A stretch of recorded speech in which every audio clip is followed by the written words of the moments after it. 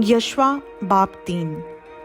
तब यशवा सुबह सवेरे उठा और वो और सब बनी इस्राएल शतीम से कूच करके यरदन पर आए और पार उतरने से पहले वहीं टिके। और 3 दिन के बाद मुनसिबदार लश्कर के बीच से होकर गुजरे।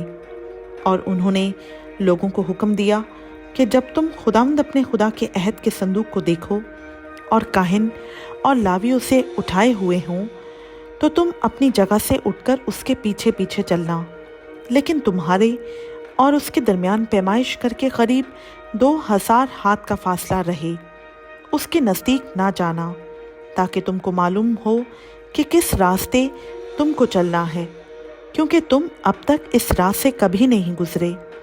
और यशवा ने लोगों से कहा, तुम अपने आप को मुक़द्दस करो, क्योंकि कल के दिन खुदावंद तुम्हारे दरमियान अजीब व गरीब काम करेगा। फिर यशवा ने काहिनों से कहा कि तुम अहद के संदूक को लेकर लोगों के आगे आगे पार उतरो। चुनाचा वो अहद के संदूक को लेकर लोगों के आगे आगे चले। और खुदावंद ने यशवा से कहा, आज के दिन से मैं तुझे सब इस्राएलियों के सामने सरफराज करना शुरू करूँगा, ताकि वो जान लें कि जैसे मैं मूसा के साथ रहा वैसे ही तेरे साथ रहूँगा।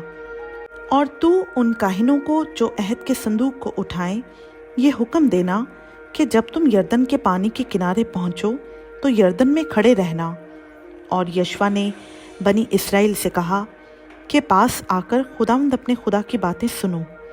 और यशवा कहने लगा कि इससे तुम जान लोगे कि जिंदा खुदा तुम्हारे दरमियान है, और वही ज़रूर कनानियों और हित्तियों और हवियों और फिरसियों और जरजासियों और अमूरियों और यबूसियों को तुम्हारे आगे से दफ़ा करेगा। देखो, सारी ज़मीन के मालिक के अहद का संदूक तुम्हारे आगे आगे यरदन में जाने को है। सो अब तुम हर कबीला पीछे एक आदमी के हिसाब से 12 आदमी इस्राएल के कबीलों में से चुन लो।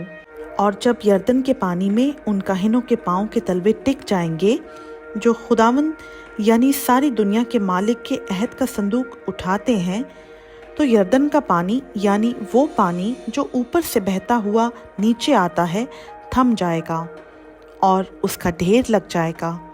और जब लोगों ने यरदन के पार जाने को अपने डेरों से कूच किया और वो काहिन जो अहद का संदूक उठाए हुए थे लोगों के आगे आगे हो लिए, और जब अहद के संदूक के उठाने वाले यरदन पर पहुँचे और उन काहिनों के पाँव जो संदूक को उठाए हुए थे किनारे के पानी में डूब गए, क्योंकि फसल के तमाम अयाम में यरदन का पानी चारों तरफ अपने किनारों से ऊपर चढ़कर बहा करता है, तो जो पानी ऊपर से आता था वो खूब दूर अदम के पास जो जरतान के बराबर एक शहर है रुककर एक ढेर हो गया। और वो पानी जो मैदान के दरिया यानी दरियाए शोर की तरफ बहकर गया था बिल्कुल अलग हो गया, और लोग ऐन यरहो के मुकाबिल पार उतरे। और वो काहिन जो खुदावंद के अहद का संदूक उठाए हुए थे यरदन के बीच में सूखी ज़मीन पर खड़े रहे, और सब इस्राएली खुश्क ज़मीन पर होकर गुजरे, यहाँ तक कि सारी कौम साफ यरदन के पार हो गई। खुदावंद का पाक कलाम का पढ़ा, सुना, समझा और कबूल किया जाना हम सबों के लिए बाइस से बरकत हो। आमीन।